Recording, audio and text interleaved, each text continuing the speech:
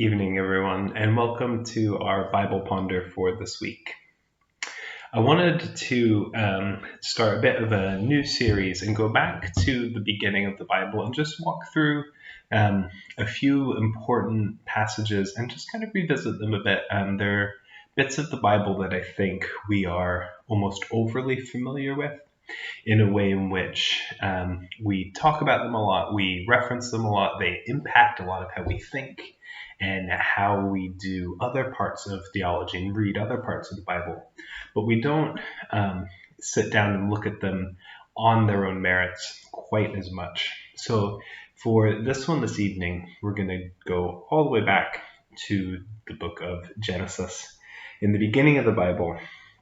And we're going to take a look actually at chapter 3, which is often called the fall or various other things. But it's when the human beings created by God eat the fruit that has been forbidden to them, and their eyes are opened, they receive knowledge, and then they are subsequently kicked out of the Garden of Eden.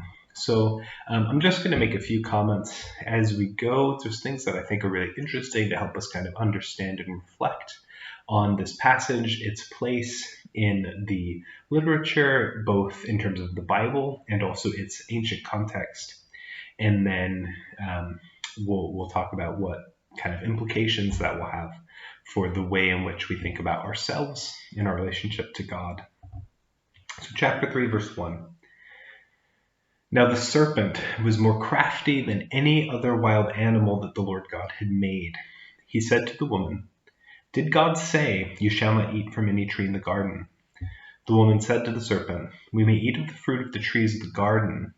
But God said, "You shall not eat of the fruit of the tree that is in the middle of the garden, nor shall you touch it, or you shall die."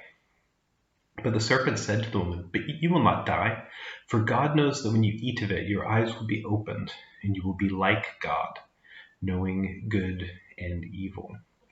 So a few comments to make along the way. Serpents in the ancient world, especially in ancient literature, were pretty important creatures, and they represented various things. They might represent fertility or wisdom, or here kind of craftiness. But they are very prominent in ancient literature. They're often very symbolic and meaningful in their depiction and in the way they are in literature and art and all of those sorts of things. So they're important creatures in the ancient world. A couple of things to note, again, looking at this text on its own merit. Nowhere is the serpent referred to as Satan or the devil in this text. That's a later kind of read back onto the text to assume that or make that assumption that it's somehow the devil. And that might have to do with a few different things, but perhaps even the devil's association with the dragon in Revelation and different things like that, and that sort of serpent imagery. But the sort of serpent-devil connection isn't made here in the text. The other thing to note is that it is actually pretty common in other ancient creation stories and foundational myths, such as Gilgamesh, and in the story of Adapa in Eridu, the idea of trying to either gain immortality or losing immortality was a common theme. And so that's something that happens to Gilgamesh. Gilgamesh ends up losing out on his eternal youth. And then there's also in the tale of Adapa, there is food of life that is offered but is inadvertently refused because of some trickery of the gods, and that would have given them immortality, but it isn't. And so there is this kind of common theme in ancient literature for immortality either being lost or being just out of reach. And I think that's quite common to human experience and how they would have been trying to make sense of their world, making sense of death, the death of themselves and their family and friends and other animals and creatures around them. And why don't we just live forever? And weirdly enough, this is still a question that scientists are actually grappling with. We don't actually fully understand why we age and why we die and why our bodies don't just kind of keep on going forever or even just longer than we do, it's still somewhat of a mystery. Like, we understand the mechanics of it, but we don't quite understand why it happens the way it does. So I think grappling with immortality is really common. One thing that's slightly different here versus a couple of the other ancient myths and legends is that here it's both immortality, but it's also a sort of divine wisdom and knowledge. It's trying to be like the gods. And again, they can sort of have a Venn diagram of immortality and also being like the gods. They overlap a lot, but they're not always the same thing.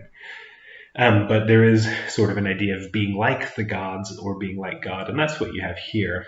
But here, what they end up getting is knowledge or wisdom, and that knowledge kind of shows them who they are. So there's a few things in that with the serpent, not necessarily being in this original text, Satan, the ideas of immortality, grappling with that, and grappling with knowledge and being like the gods.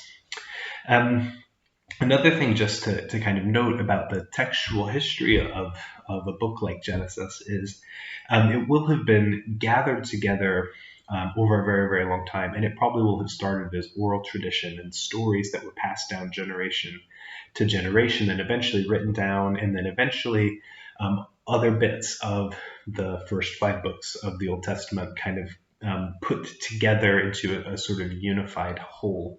And we get this more through when you study it in its original languages. You can kind of see the seams of different authors or different texts and different scraps and bits here and there.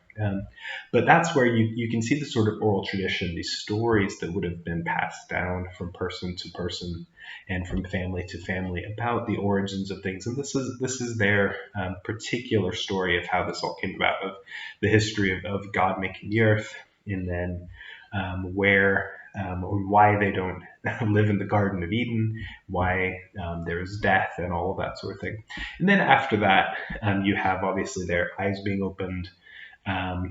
Eve, who is later named Eve, she's just called the woman at first, gives the fruit to Adam. Adam also eats it. And then they encounter God. God sends them from the garden. God curses the serpent. He curses both the man and the woman. And that then sets us off into the story of Cain and Abel and the first murders and the rest of kind of the Old Testament.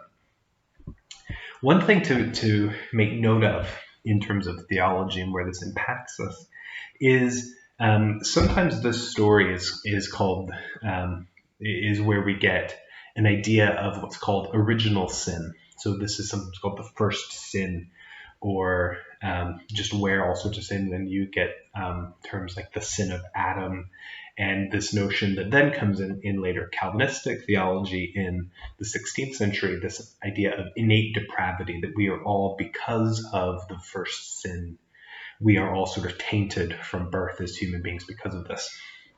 Something to note in this text is the word sin isn't there. There is no mention of the idea of sin or the word sin at all. Although clearly what the woman and the man do is not what God wants, and God does curse the serpent and curse them and send them from the garden. It's not described as a sin in that sort of notion. And again, this idea that's unpacked a lot by Paul is that sin actually kind of comes into it later with the law, and that until you have the law, you don't really have an idea of breaking the law, because how can you break a law that doesn't quite exist yet or you don't know of yet? And so I think by simply looking at this on its own terms, you can kind of see how some of these theologies that we have let impact us a lot can seem quite overreaching. So again, this idea that we are all so sinful from birth and we're just sort of tainted, and this original sin, the sin of Adam, they ate the tree and the fruit. When you look at the story as it's sort of intended, and as it would have been intended for its original hearers and readers, as a founding mythological sense of what's going on, what is our past, how do we explain the world? And you can see how it's not some sort of cut and dry tale of where sin comes from and how we're all evil. It's more about how humans are always questing for immortality. We're questing for knowledge. We're looking for all these things. We're interacting with nature. We're interacting with God. All of those things are the sort of important themes, the present themes, the very human themes in here. This idea that we're all wanting in some way or another to live on forever. We're all looking for knowledge and wisdom. And sometimes we look for shortcuts for that. And sometimes we don't act in our own best interest. Sometimes we're told something pretty explicitly and we don't listen. All of these things are very human stories.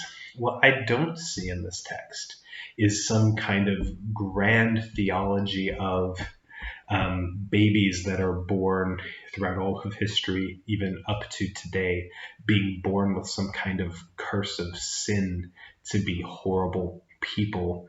That's a really that's not just one or two steps. That's quite a few steps removed from where this text is, and I think that's pretty interesting. I think it's important to remember that sometimes we need to revisit these texts, look at them on their own terms, and not just assume we know what they're talking about, or because then we start making decisions and we start making interpretations on other things based on an assumption about texts like this. That's my spiel about the beginning of Genesis 3 and the so-called fall of humanity. I hope that you found that a bit interesting. If you want to know a bit more, you can let me know. You can find my contact details on the church website and things like that, or comment on the video below, and I'll do my best to have a look at that and answer your questions when I can do. So thanks very much for watching, and I hope you have a good evening. Bye-bye.